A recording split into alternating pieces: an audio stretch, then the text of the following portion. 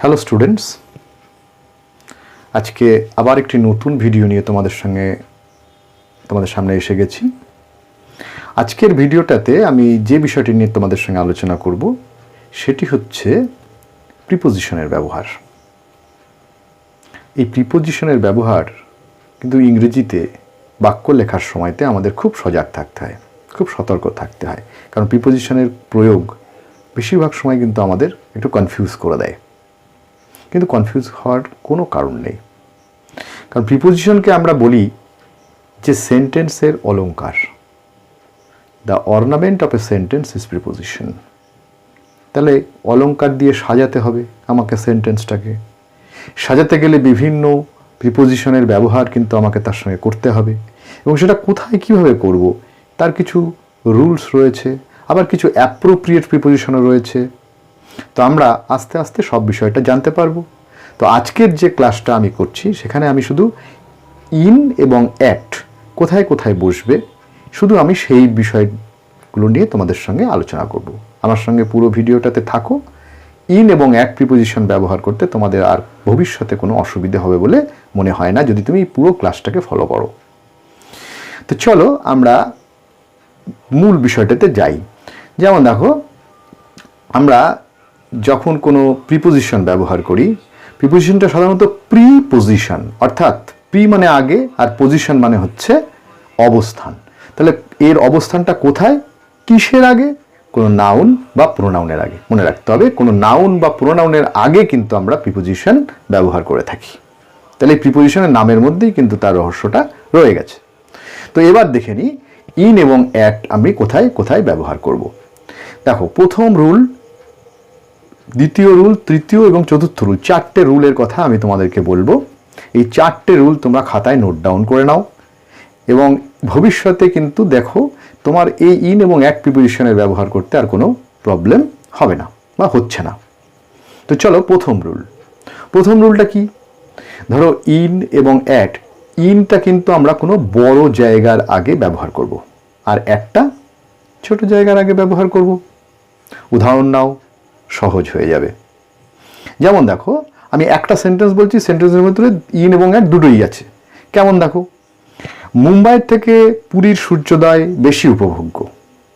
তাহলে sunrise is more enjoyable at Puri than in Mumbai. তাহলে এখানে পুরীর আগে অ্যাট, কিন্তু মুম্বাইয়ের আগে ইন হয়েছে। কেন? তার কারণটা আমি আগেই বলেছি, বড় শহর তার আগে ইন, কম্পারেটিভলি ছোট শহর তার আগে অ্যাট। আবার দেখো, তিনি 50 নম্বর দেশবন্ধু রোডে থাকেন। তাহলে হি রিজাইডস অ্যাট 50 দেশবন্ধু রোড। ছোট জায়গা, কম্প্যাক্টনেসটা অনেক কমে এসেছে, যার ফলে সেটাকে আমরা অ্যাট দিয়ে প্রকাশ করছি। তাহলে প্রথম রুল কি বললাম, যে বড় জায়গার আগে ইন এবং ছোট জায়গার আগে তুমি অ্যাট বসাবে, আর বড় জায়গার আগে ইন বসাবে। পরিষ্কার? এবার আমরা দ্বিতীয় রুলে যাচ্ছি। দ্বিতীয় রুলটা কি আছে দেখো, খুব ভালো করে মনে রাখবে। কোনো মাস বা কোনো বছরের আগে ইন, কিন্তু নির্দিষ্ট সময়ের আগে কিন্তু অ্যাট। তাহলে মাস মানে মান্থ এবং বছর মানে ইয়ার, এই দুটোর আগে কিন্তু আমরা ইন বসাবো, আর সময় সেটার আগে কিন্তু অ্যাট বসাবো। খুব ভালো করে মনে রাখবে। যেমন দেখো, আমাদের এই সকাল থেকে শুরু করে রাত পর্যন্ত যে সময়কালটা রয়েছে, সেখানে আমরা কি দেখি? মর্নিং, নুন, আফটারনুন, ইভিনিং, এইগুলোর সঙ্গে ইত্যাদির আগে কিন্তু যদি আমরা ইন সবসময় যদি মনে রাখবে, এটা খুব ইম্পর্টেন্ট রুল। মর্নিং বা যেটাই তুমি দিনের যে সময়টাকে ক্ল্যারিফাই করো, ইন বলে প্রকাশ করার চেষ্টা করো, তার আগে একটা দি কিন্তু বসবে, অর্থাৎ নাউনের আগে একটা দি বসিয়ে নেবে। কিন্তু যখন অ্যাট ব্যবহার করবে তখন কিন্তু দিটা বসাবে না। উদাহরণ নিয়ে নাও। যেমন দেখো, in the morning, in the afternoon, কিন্তু দেখো অ্যাট নাইট, অ্যাট ডন, এইগুলো কিন্তু অ্যাট এবং এর সঙ্গে কিন্তু কোনো দি নেই। আবার দেখো, আমি উদাহরণ বলছি। যেমন দেখো, সে 4টের সময় দিল্লিতে পৌঁছলো। তাহলে সময় বলেছে, নিশ্চয়ই তাহলে আমাদের প্রিপোজিশন অ্যাড করতে হবে। তাহলে he reached Delhi at 4 PM। আবার দেখো, তিনি সকাল 6টায় আমার সঙ্গে দেখা করো। See me on the morning of May, in the morning, in the morning. আবার দেখো, ধরো আমরা কোনো একটা নির্দিষ্ট জায়গায় বসে রয়েছি, সেই ক্ষেত্রে কি হবে? নির্দিষ্ট জায়গায় যখন আমরা বসে থাকব তখন কিন্তু আমরা একটা কোনো জায়গায় স্থিত অবস্থায় যখন বসে থাকব তখন বা কোনো অবস্থান করব তখন কিন্তু আমরা ইন প্রিপোজিশনটাকে লিখব। ভালো করে মনে রাখবে ইনটা আবার কখন হবে।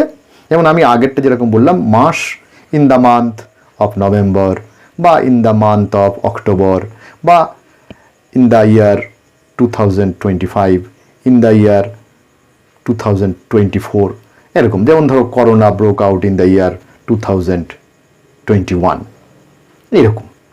তাহলে বছর এবং মাসের আগে ইন, আর কোনো সময়ের আগে কিন্তু অ্যাট প্রিপোজিশন। 2 নম্বর রুল গেল। 3 নম্বর, কোনো জায়গায় আমরা যখন স্থিত হয়ে রয়েছি, যেমন ধরো আমি এই ভিডিওটা করছি এই ঘরটায় দাঁড়িয়ে, তাহলে I shoot the video in the room, I shoot the video in the room. You are sitting in the classroom, যখন আমরা ভেতরে ঢুকে যাব এবং সেই ঘরে বা সেই জায়গায় অবস্থান করব তখন কিন্তু আমরা ইন প্রিপোজিশনটাকে লিখব। কিন্তু এর সঙ্গে একটা কনফিউজিং ব্যাপার হচ্ছে ইনটু। সেক্ষেত্রে আমরা যেমন মুভমেন্টটা থাকবে, আমরা ধরো বাইরের থেকে ভেতরে আসছি তখন কিন্তু সেই মুভমেন্টের সময় ইনটু হবে, কিন্তু যখন আমরা ঢুকে যাব, সেখানে প্রবেশ করে যাব, সেই জায়গাটায় অবস্থান করব তখন কিন্তু আমরা ইন প্রিপোজিশনটাকে লিখব। এটা আর একটা ইনের ব্যবহার। তাহলে 3টে রুল আমি তোমাদের বলে দিলাম। যেমন ধরো চাকরটি ঘরের মধ্যে ছিল না, the servant was not in the room. আবার তিনি ঘরের মধ্যে ছিলেন, হি ওয়াজ ইন দ্য রুম। আবার ধরো তার মেজাজ ভালো নেই, he is in the bad temper. এরকমও কিন্তু আমরা করতে পারি, মানে সবগুলোকে স্থিত অবস্থায় থাকা বোঝাচ্ছে।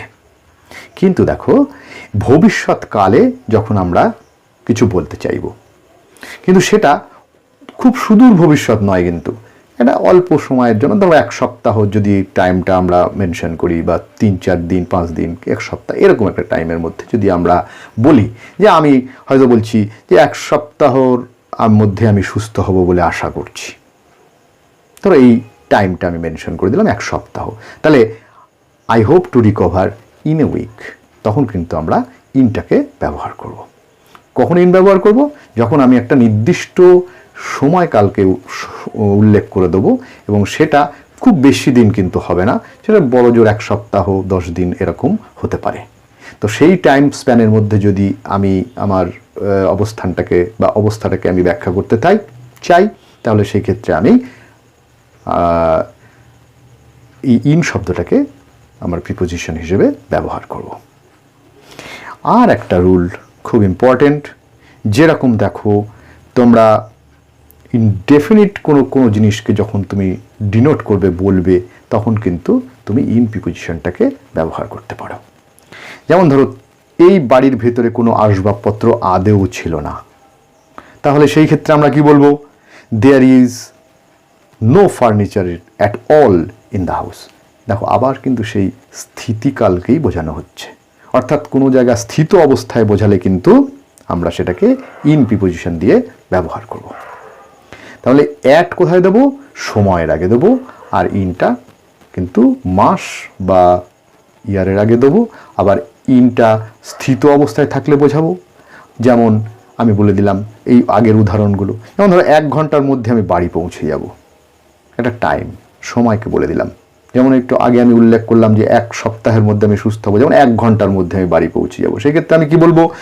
আই উইল বা I shall reach home in an hour. 1 ঘন্টার মধ্যেই কিন্তু আমি বাড়িতে পৌঁছে যাব। তো আমরা এই রকমভাবে কিন্তু জিনিসগুলোকে ইন এবং অ্যাটের ব্যবহার সাধারণভাবে এরকমভাবেই আমরা করে থাকি। এরপর যখন আমি আরও ডিটেলস এই বিষয়গুলো নিয়ে আলোচনা করব, আরও অন্যান্য যে সমস্ত প্রিপোজিশনগুলোকে নিয়ে আলোচনা করব, তখন আমি আবার এইগুলোকে ডিটেলসে তোমাদের জানিয়ে দেবো। তবে আজকে আমি ইন এবং অ্যাট ঠিক কোথায় কোথায় আমরা জেনারেলি বসিয়ে থাকি এবং সাধারণভাবে আমরা ইন এবং অ্যাটের ব্যবহার কোথায় কোথায় করে থাকি সেইগুলো আমি আলোচনা করেছি, এবং তোমরা এগুলো খাতায় লিখে নাও। 4টে রুল আমি তোমাদেরকে বলেছি, এবং এই 4টে রুলকে আবার রিওয়াইন্ড করো। আশা রাখি তোমার এই জিনিসটাকে বুঝতে কিন্তু কোনো সমস্যা হবে না। আজকে এ পর্যন্তই, আবার নতুন ভিডিওয়ে আমরা মুখোমুখি হব, দেখা হবে।